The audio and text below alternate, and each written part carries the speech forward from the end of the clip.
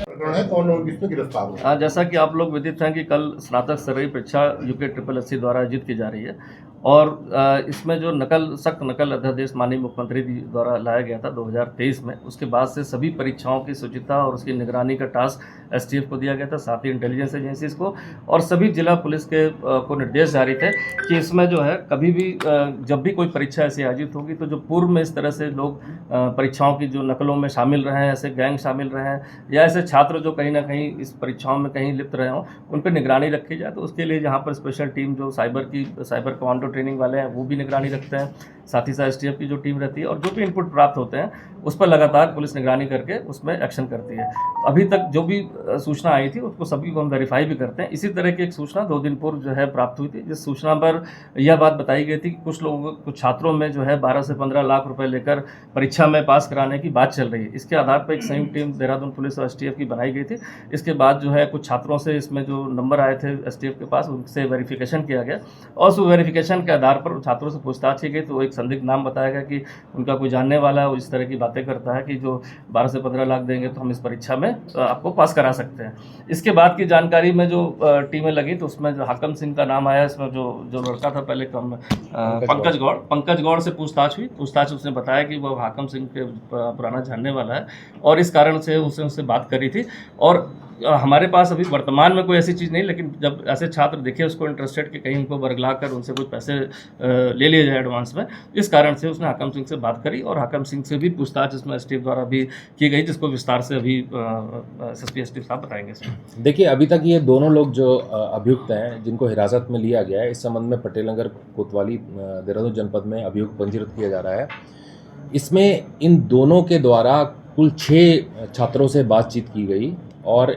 अभी किसी भी छात्र द्वारा इनको पैसा नहीं दिया गया और इनके द्वारा ये एक तरीके से प्रयास किया गया इस एग्ज़ाम की शुचिता को भंग करने का।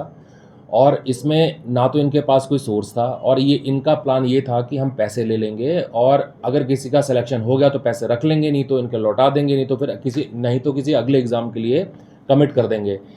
जो कल ये एग्ज़ाम होने वाला है इसकी शुचिता, गोपनीयता बिल्कुल इंटैक्ट है, इंटीग्रिटी बिल्कुल इंटैक्ट है और इसमें ये सिर्फ भ्रम फैलाने के लिए ये प्रयास किया गया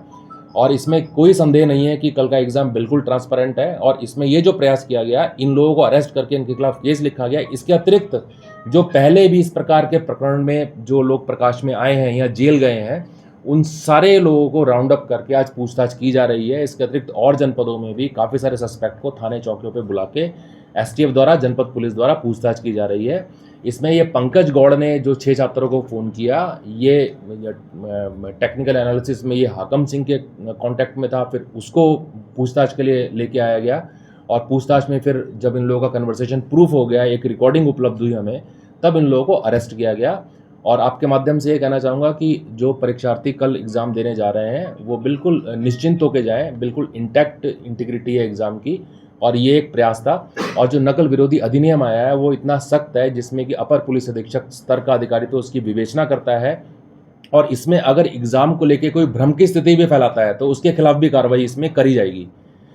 तो इसमें आगे भी अगर कोई भ्रम फैलाता है, इसमें कोई कन्फ्यूज़न या फेक इन्फॉर्मेशन सोशल मीडिया या किसी माध्यम से फैलाता है तो उसके खिलाफ भी इस एक्ट के तहत कार्रवाई की जाएगी। इसमें मैं एक चीज़ और ऐड कर दूंगा कि जो परीक्षा है, जो भी आयोग द्वारा परीक्षाएं संचालित की जाती हैं और खासकर कल की परीक्षा को भी देखते हुए, बड़ी परीक्षा जैसे देहरादून में 121 सेंटर में 40,000 से ज़्यादा परीक्षार्थी हैं, सभी परीक्षा केंद्र के 200 मीटर की परिधि में कोई भी ऐसी गाड़ी, वाहन, टेक्निकल गैजेट्स कहीं भी अलाउड नहीं, जो रात को भी चेक किया जाता है और सुबह भी प्रातः एग्जाम से पहले किया जाता है। हर सेंटर पर HHMD के साथ महिला और पुलिस कर्मी भी नियुक्त किए गए हैं, साथ ही एग्जाम सेंटर के लिए एक SI दिया गया है। सारे सेक्टर जोन्स में डिवाइड रहता है जो लगातार आकस्मिक रूप से ऐसे सेंटर्स को चेक करते हैं। तो देखा जाए जो टेक्निकली जो काम होता है वो और मैनुअली, ये दोनों काम लगातार हम सारी परीक्षाओं में करते हैं, जिससे कि कहीं कोई इस तरह के अटेम्प्ट करने का प्रयास भी सोचे तो वो सफल ना हो पाए। क्योंकि ये जो सूचना प्राप्त हुई थी, कहीं ना कहीं से ऐसा प्रतीत होता है कि एक अपने इंटरेस्ट में एक व्यक्ति द्वारा जो है, जो पुराना जिसका मोडस ऑपरेंडी यही रहा है कि लोगों से, छात्रों से पैसे ले लेना और पैसे लेने के बाद जो है उनको अगली परीक्षाओं में एडजस्ट करने का झांसा देना, तो कहीं ना कहीं ये मोटिव पाया गया कि जो षड्यंत्र के तहत ऐसे जब छात्र मिल रहे हैं उनको इंटरेस्ट जगाकर उनसे जो है लिए जाए। और इस तरह की जो रूमर फैलने की बात भी आती, कहीं रूमर फैल जाए कि परीक्षाएं सही से नहीं हो रही हैं जिससे कि जो है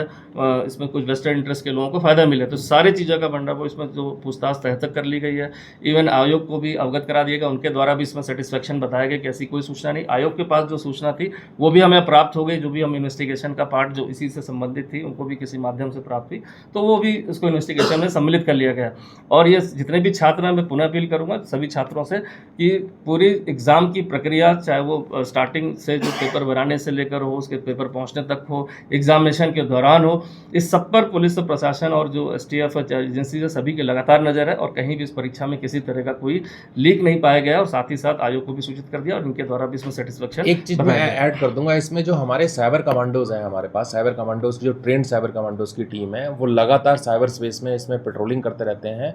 और इसमें सोशल मीडिया को हम मॉनिटर करते रहते हैं और लगातार कर रहे हैं राउंड द क्लॉक। और कोई भी सूचना, कोई भी भ्रम, कोई भी गलत पोस्ट करेगा तो उसके खिलाफ निश्चित तौर पे कार्रवाई की जाएगी। सर